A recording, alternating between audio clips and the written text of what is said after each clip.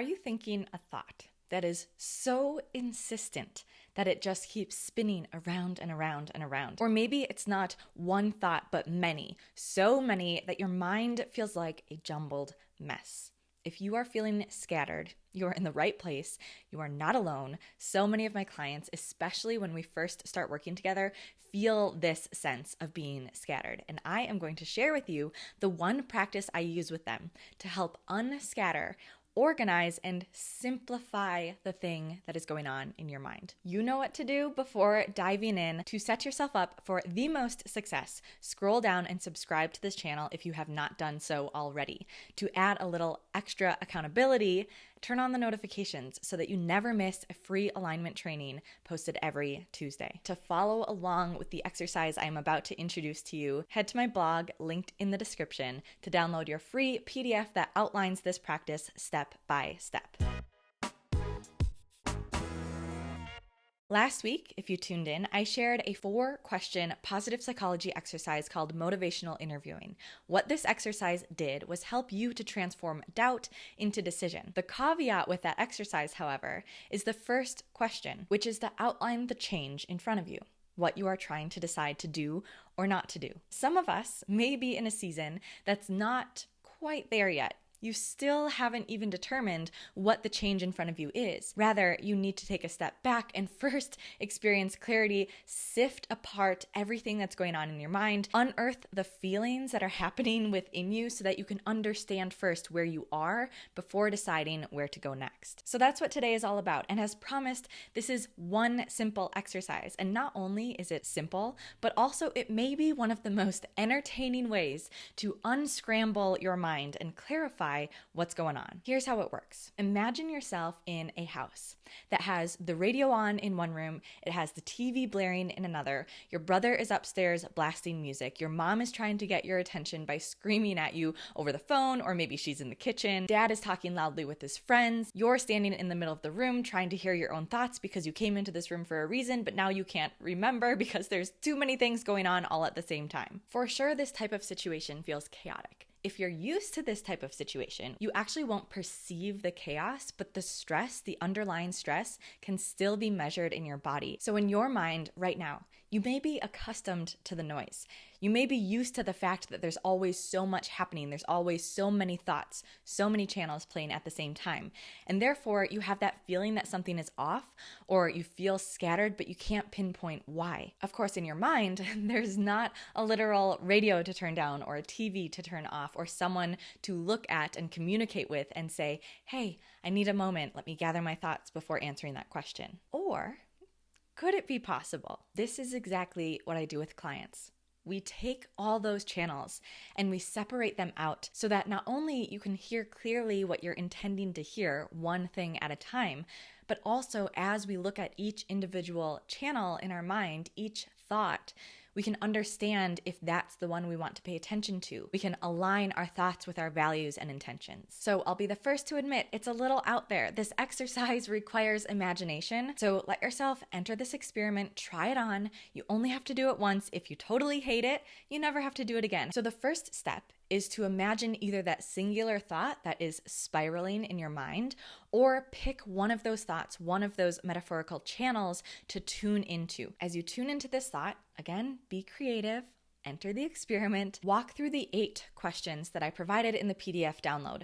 And these are in an order, but they don't have to go in this order. So start with any of the questions where an answer feels obvious for you. As you tune into the thought, think, is there a certain name or title that feels like it captures this thought, this feeling, this spiral? And then you're going to build a whole personality, a value system, a belief system, a storyline using this caricature. Although it's all made up, although it is a caricature in our mind, it is not a real human, obviously. Using this process helps to separate you from your thought, from your experience, from your feeling, just enough so that you can see it objectively, so that you can step back, you can see the bigger picture, and you can understand what's going on without feeling consumed by it. So once you have a label, then start to build it out and see, what is it wearing? What does this look like? What does it feel like? What is the value that's being represented here? What is the story that's being said? said. Maybe there's a very specific line or piece of dialogue that's being shared by this specific thought. What is this thing asking of me or asking of the situation at hand? And as you grow with this practice, you can actually get to know these caricatures and build a relationship with them so that not only are your thoughts organized in this moment, but you'll have a quicker solution to organize your thoughts in future moments.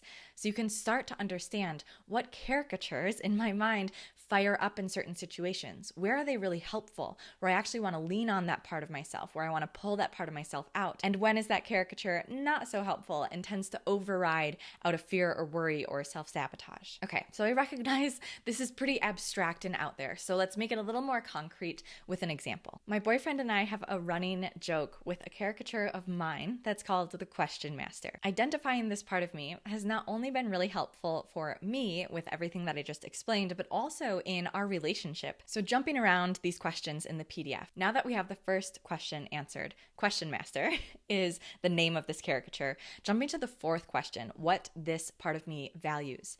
This part of me values inquiry, and this part of me really values knowing things.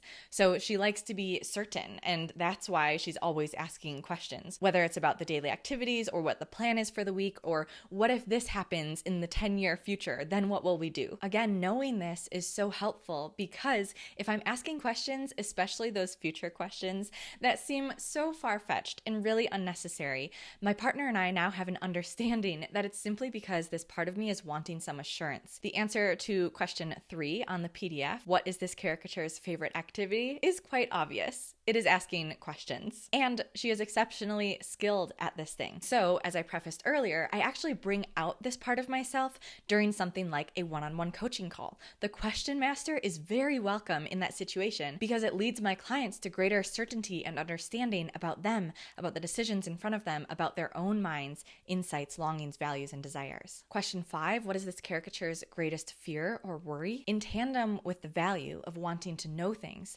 her greatest fear or worry is likely that she's not prepared, that maybe she'll miss something and be blindsided or make an unwise decision. Knowing this fear and worry specifically is so helpful for me to speak directly to that fear with compassion. So to remind myself that it's okay that I make a decision that I might not agree with tomorrow. I can always make another decision. I mentioned already the answer to question 6. This part of me is so helpful and supportive in coaching conversations with my clients. This is also a really supportive part of my relationship when this part of me is in balance. So rather than circular questions or too many questions simply because she's needing that confidence or assurance to an unhealthy extent, in balance, it's really helpful because it helps bond my partner and I. It helps us grow closer and work through situations and plan for different circumstances that otherwise might not be brought to the surface. Question 7, the Question Master oversteps her bounds in my life when I start to feel that spiral feeling you may have felt at the beginning of today's video. So if I find myself either with my partner or personally or in my business spiraling and asking so many questions, then I may ask the Question Master to take a step back or speak to that part of me directly, again, fostering the assurance, letting her know it's okay if I'm just making the best decision I can in this moment, and then invite other parts of me, other caricatures that I have come to know, to drive the bus so that I get back into balance, back into alignment. What the Question Master desires, answering question 8 on the PDF, is connection. The Question Master most often comes up over coffee with my mom, or again, conversations with my partner. This is the part of me that's fostering and nourishing these deep connections built on vulnerability. And then stepping all the way back to that second question on the PDF, the one I glossed over because I haven't thought about this before. What does my Question Master look like? What does she wear? I think I imagine my Question Master as a museum tour guide. I'm not sure what museum tour guides wear, probably a vest and they have all the badges, because the Question Master, when I'm really in that part of me, tends to walk around and just like point at things and say, what about this? And what do you think of this? And she almost has this scheming side to her. She's so inquisitive and curious and gleeful about hearing what others have to say. And then we talk about it and we connect and we philosophize and we think of these different things just like one might do standing in front of a gorgeous piece of artwork. So now that you have a little more grounding, some examples of what it looks like to walk through these questions, turn this back on you. Trust your instinct of the thought that feels the loudest or feels the heaviest. It really calls you, and start there. You can always do this with all of your thoughts. That's what I do with my one-on-one clients, and we build these true relationships with these parts of them so that when they're in a situation where they're feeling out of alignment, they know really quickly why they feel out of alignment. Again, I know it's out there. It is also so helpful to get to know yourself on this level and to have fun with it. If you're open to sharing, comment a character that you have discovered, or as you were watching this video, one name that came to mind of, oh yeah, that one part of me or that one thought that I keep spinning on is definitely named this or definitely looks like this. I would love to get to know your characters a little bit and laugh together as we get to know ourselves. Again, you can download the PDF that outlines all of these questions that I walked through today at the Yes And blog, which is linked below in the description. While you're down there, if you haven't taken it already, take my strengths quiz, and that will help you to determine how to move forward past this activity. Don't forget to comment below a character that came to mind for you as you walked through today's video. To support this channel, to support what I'm doing here at Yes And, share this video and give it a like. And for yourself, subscribe and turn on notifications so that you never miss a free alignment training posted right here every single Tuesday. That's all from me. My name is Marin. I am the owner of Yes And through coaching, speaking, and writing, I empower you to break through the limiting beliefs, the false expectations that we have about what should be, so that you can own your potential, unapologetically make your positive impact, and experience true fulfillment. Stay tuned. Next week, I share the truth about overthinking, overanalyzing, and overcomplicating. I will see you then.